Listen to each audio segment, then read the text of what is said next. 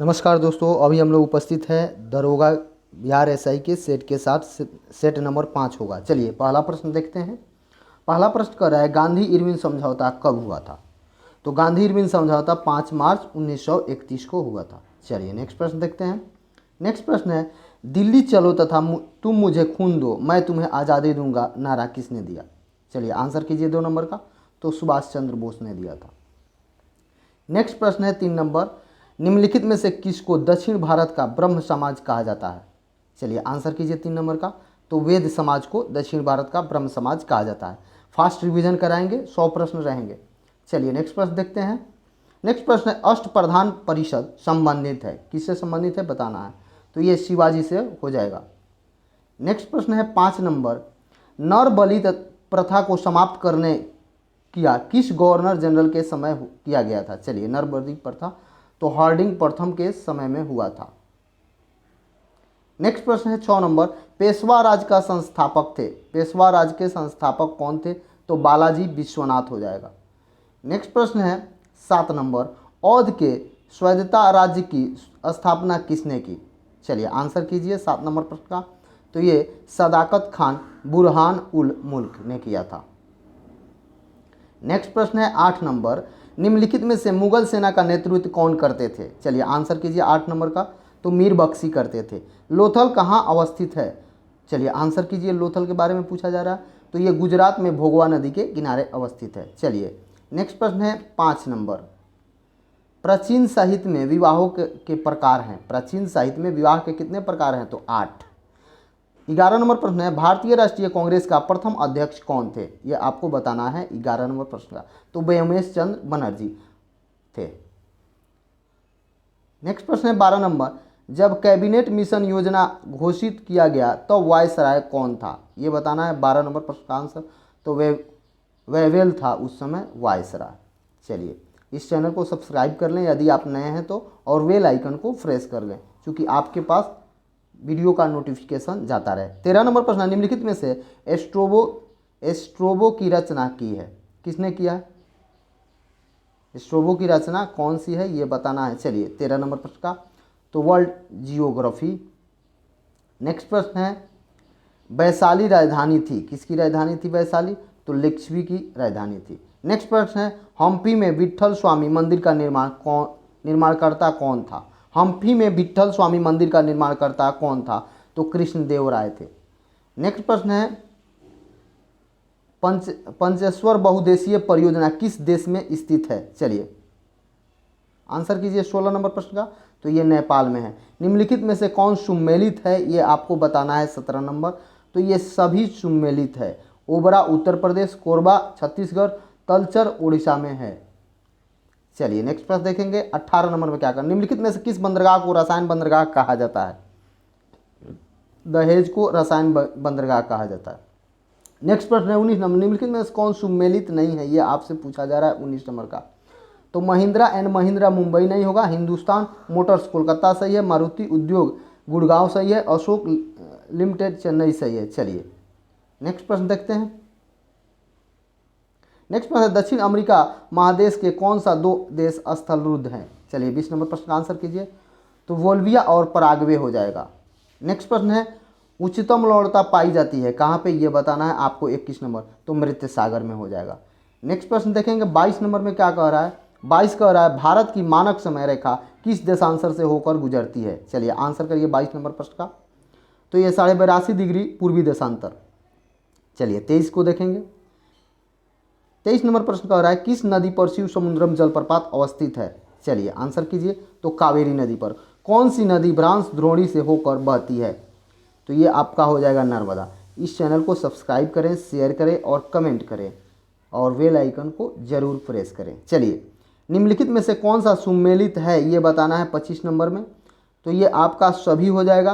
पटना गंगा नदी पर है, गोरखपुर राप्ती नदी पर है, कानपुर गंगा नदी पर है, यानी कि सभी सही हो जाएगा। आर्थिक क्रियाकलापों के अंतर्गत द्वितीय क्षेत्र में सम्मिलित है कौन है। 26 नंबर प्रश्न का आंसर करना है।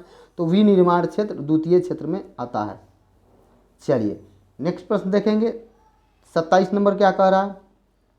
27 नंबर का निम्नलिखित युग्मों पर विचार कीजिए, यानी व्यय विधि किसी राष्ट्र का सकल व्यय, उत्पाद विधि किसी राष्ट्र के वस्तुओं तथा सेवाओं का मूल्य। 3 नंबर में दिया हुआ आय विधि, फर्म द्वारा प्राप्त आय का समग्र योग। चलिए कौन कौन सा सही है ये बताना है। तो 2, 1 और 2 सही है, 3 नंबर गलत है। चलिए नेक्स्ट प्रश्न देखते हैं। नेक्स्ट प्रश्न है 28 नंबर, क्या कह रहा है? कह रहा है निम्नलिखित में से किस संस्था द्वारा मानव विकास रिपोर्ट का प्रकाशन किया जाता है? किस संस्था के द्वारा 28 नंबर प्रश्न पूछा जा रहा है, मानव विकास। तो ये संयुक्त राष्ट्र विकास कार्यक्रम के द्वारा किया जाता है। 29 नंबर प्रश्न दे रहा है निम्नलिखित में से कौन सा भारत में भूमि सुधार का हिस्सा नहीं है? जमींदारी प्रथा का उन्मूलन है हिस्सा, भूमि जोतों की अधिकतम सीमा का निर्धारण है हिस्सा, काश्तकारी सुधार है, लेकिन डी नंबर नहीं है, बहुफसलीय योजना। चलिए नेक्स्ट प्रश्न देखते हैं। 30 नंबर देखेंगे, न्यूनतम समर्थन मूल्य एमएसपी के संबंध में निम्नलिखित कथनों पर विचार कीजिए। सरकार द्वारा इसकी घोषणा कृषि लागत और मूल्य की सिफारिशों के आधार पर की जाती है। यदि किसी उत्पाद का बाजार मूल्य उस पर घोषित न्यूनतम समर्थन मूल्य से नीचे गिरता है तो ऐसे अवस्था में सरकारी अधिकारियों द्वारा किसानों के उत्पाद की कुल मात्रा को घोषित न्यूनतम मूल्य पर खरीदने की अपेक्षित होता है। चलिए कौन कौन सा सही है ये करना है आप लोगों को। 30 नंबर प्रश्न का आंसर, तो इसमें दोनों सही हो जाएगा, 1 और 2 दोनों सही है, सी नंबर आंसर होगा। चलिए 31 देखते हैं। 31 कह रहा है सार्वजनिक तथा निजी क्षेत्र में किसी उद्यम के वर्गीकरण का क्या आधार होता है? चलिए तो ये उद्यम की परिसंपत्तियों का स्वामित्व के आधार पर किया जाता है। नेक्स्ट प्रश्न है 32 नंबर, क्या कह रहा है? निम्नलिखित युग्मों पर विचार कीजिए। चतुर्थ पंचवर्षीय योजना 1968 से 73, वार्षिक योजना 1992 से 93, 8वीं पंचवर्षीय योजना 1997 से 2000। कौन सही है बताना है 32 नंबर का। तो ये 1, 2 और 3 तीनों सही है। चलिए नेक्स्ट प्रश्न देखते हैं। धन्यवाद दोस्तों, इस चैनल को थोड़ा सा सब्सक्राइब करें, शेयर करें और कमेंट करें और बेल आइकन को जरूर प्रेस करें। चलिए 33 नंबर प्रश्न हम देख रहे हैं। भारत में 12वीं पंचवर्षीय योजना के साथ ही पंचवर्षीय योजना की अवधारणा को समाप्त कर दिया गया। भारत में नियोजन की प्रक्रिया हेतु नीति आयोग द्वारा 15 वर्षीय विजन, 7 वर्षीय रणनीति एवं 3 वर्षीय एजेंडा तैयार किया जा रहा है। चलिए बताइए 33 नंबर प्रश्न दोनों सही है क्या है? तो ये आपका दोनों सही हो जाएगा। 12वीं पंचवर्षीय योजना के बाद पंचवर्षीय योजना समाप्त हो गया, उसके बाद नीति आयोग आया। चलिए नेक्स्ट प्रश्न है 34 नंबर, चक्रीय निर्धन वे हैं। चक्रीय निर्धन कौन है उनके बारे में बताना है 34 नंबर प्रश्न का। तो जो निरंतर निर्धन और गैर निर्धन होते रहते हैं। चलिए 34 के बाद देखेंगे 35 नंबर। 35 नंबर कह रहा है निम्नलिखित में से किसकी संस्कृति पर भारतीय संविधान में मूल कर्तव्य शामिल किया गया? चलिए बताइए। तो स्वर्ण सिंह समिति के सिफारिश पर मूल कर्तव्य को शामिल किया गया था। 36 नंबर प्रश्न देखना है। कह रहा है संघीय कार्यपालिका का मुखिया भारत का राष्ट्रपति होता है। कारण है आर में दे रहा है राष्ट्रपति को कोई शक्तियों की सीमा नहीं है। चलिए बताना है क्या होगा। तो ये आपका हो जाएगा ए और आर दोनों सही है, किंतु आर सही स्पष्टीकरण नहीं है ए का। चलिए 37 देखेंगे। ये दरोगा का सेट चल रहा है, 100 प्रश्न इसमें कराया जाएगा। 37 में देखिए निम्नलिखित में से कौन सा मूल अधिकार भारतीय संविधान के अंतर्गत नागरिकों को नहीं प्रदान किया गया है? तो ये आपका हो जाएगा सूचना का अधिकार। नेक्स्ट प्रश्न है 38 नंबर, क्या कह रहा है निम्नलिखित में से कौन सा एक राज्य के नीति निर्देशक तत्वों का उद्देश्य नहीं है? तो ये आपका हो जाएगा एक धार्मिक राज्य की स्थापना करना, ये उद्देश्य नहीं है, बाकी सब उद्देश्य है। 39 में देखेंगे संविधान के निम्नलिखित संशोधनों में से किसके अंतर्गत भारत में महिलाओं के लिए ग्राम पंचायत में 33% आरक्षण किया गया? चलिए किस संशोधन में? तो ये 73वें संशोधन में किया गया। इस चैनल को सब्सक्राइब करें, शेयर करें और कमेंट करें यदि आप इस चैनल पर पहली बार आए हैं तो। चलिए संविधान में मंत्रिमंडल शब्द का प्रयोग एक ही बार हुआ है और वह है किस अनुच्छेद में हुआ है? आपको अनुच्छेद बताना है। तो ये आपका हो जाएगा अनुच्छेद 352 में हुआ है। भारतीय संविधान के अनुच्छेद 25 में प्रयुक्त हिंदू शब्द किसे सम्मिलित नहीं करता है? चलिए 41 नंबर प्रश्न देखिए। तो ये पारसियों को सम्मिलित नहीं करता है, बौद्ध को करता है, जैन को करता है, सिख को करता है, लेकिन पारसियों को नहीं करता है। चलिए नेक्स्ट प्रश्न देखेंगे। भारत में पहली बार लोक सेवा आयोग की स्थापना जिस अधिनियम में हुई वह कौन सा अधिनियम है? 42 नंबर प्रश्न पूछा जा रहा है। तो गवर्नमेंट ऑफ इंडिया एक्ट 1919 के अधिनियम के तहत किया गया। 43 प्रश्न कर रहा है निम्नलिखित में से कौन भारत में राजनीतिक दलों को मान्यता प्रदान करता है? कौन भारत में राजनीतिक दलों को मान्यता? तो भारत का चुनाव आयोग राजनीतिक दलों को मान्यता प्राप्त करता है। चलिए 44 में देखें, भारत में कोई भी राजनीतिक दल राष्ट्रीय दल के रूप में मान्यता प्राप्त कर सकता है यदि वह राज्य स्तर का दल है। कम से कम कितने राज्य में होना चाहिए? तो कम से कम 4 राज्यों में उसको जीतना चाहिए। नेक्स्ट प्रश्न है, यूएन द्वारा सन डैश को अंतर्राष्ट्रीय महिला वर्ष के रूप में मनाया गया। तो ये आपका 1975 को। भारत की अर्थव्यवस्था है कैसी है? तो भारत की अर्थव्यवस्था मिश्रित है। चलिए 47 देखेंगे, 47 में है, भारत में 8 कोर सेक्टर उद्योग में शामिल नहीं है। तो कोयला उद्योग शामिल है, उर्वरक उद्योग शामिल है, विद्युत शामिल है, लेकिन रसायन नहीं शामिल है, यानी कि डी नंबर प्रश्न हो जाएगा। नेक्स्ट प्रश्न कह रहा है, काल अनुसार के साथ व्यवस्थित, कालक्रम के अनुसार व्यवस्थित करें। गरीबी हटाओ, बैंकों का राष्ट्रीयकरण, हरित क्रांति का प्रारंभ। चलिए 48 नंबर प्रश्न का, तो सबसे पहले हरित क्रांति का प्रारंभ, उसके बाद बैंकों का राष्ट्रीयकरण, सब गरीबी हटाओ का नारा दिया गया था। चलिए 39 नंबर प्रश्न देखेंगे। 49 नंबर, हाल ही में विश्व स्वास्थ्य संगठन ने कोविड-19 से संबंधित जानकारी प्रदान करने के लिए किस ऐप को लॉन्च किया है? चलिए 49 प्रश्न को देखेंगे, तो WHO कोविड-19 अपडेट्स लॉन्च किया है। चलिए 50 नंबर प्रश्न को देखेंगे। 50 में कह रहा है, हाल ही में किसने बिम्स्टेक के महासचिव का पदभार संभाला? चलिए तो ये हो जाएगा ए नंबर, तेंजिन लेकफेल। तेंजिन लेकफेल हो जाएंगे। ये लोग बदलते रहते हैं, इसलिए इसको आप लोग अपडेट अपने से करते रहेंगे। चलिए नेक्स्ट प्रश्न देखेंगे। इस चैनल पर यदि आप पहली बार आए हैं तो इस चैनल को सब्सक्राइब करें, शेयर करें और कमेंट करें। चलिए, हाल ही में किस देश का पहला कोरोना वायरस का टीका लगाया गया? किस, उनका नाम क्या है? ये बहुत वीवीआई हो जाता है, तो मनीष कुमार। हाल ही में किस राज्य में गेरेवाड़ा अंतर्राष्ट्रीय प्राणी उद्यान का उद्घाटन किया गया? चलिए किस राज्य में किया गया? तो ये आपका हो जाएगा महाराष्ट्र में। चलिए 53 में देखेंगे। 53 कह रहा है, चलिए 53 में हाल ही में किस मंत्रालय द्वारा डिजिटल ओशन एप्लीकेशन का उद्घाटन किया गया? किस मंत्रालय के द्वारा किया गया? तो ये पृथ्वी विज्ञान मंत्रालय के द्वारा किया गया। चलिए 54 में देखेंगे। 54 कह रहा है, हाल ही में भारतीय जीवन बीमा निगम का प्रबंधक निर्देशक किसे नियुक्त किया गया? चलिए आंसर करिए 54 का, तो ये सिद्धार्थ मोहंती को। हाल ही में किसे संयुक्त राष्ट्र मानवाधिकार परिषद का अध्यक्ष चुना गया? किसे? तो ये हो जाएगा नजात शमीम खान को। नेक्स्ट प्रश्न देखेंगे। 56 में क्या कह रहा है?